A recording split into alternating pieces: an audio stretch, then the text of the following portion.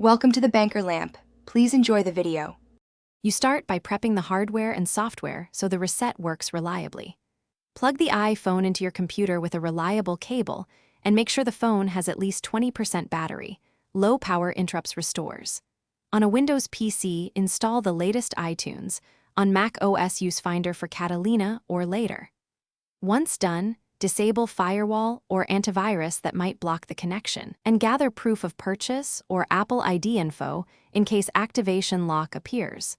This saves time if verification is required.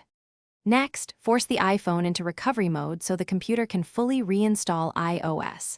The button sequence depends on model. Press and hold the correct combination until the recovery screen appears. On your computer, when prompted, choose Restore to erase and reinstall the OS. Restore writes a fresh system image and removes the passcode. Do not pick Update unless you need to retain data. Restore is required without a password.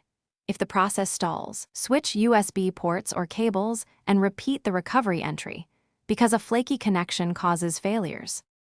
Once the restore completes, the iPhone restarts to setup. You can set up as new or restore from iCloud/backup if you have credentials.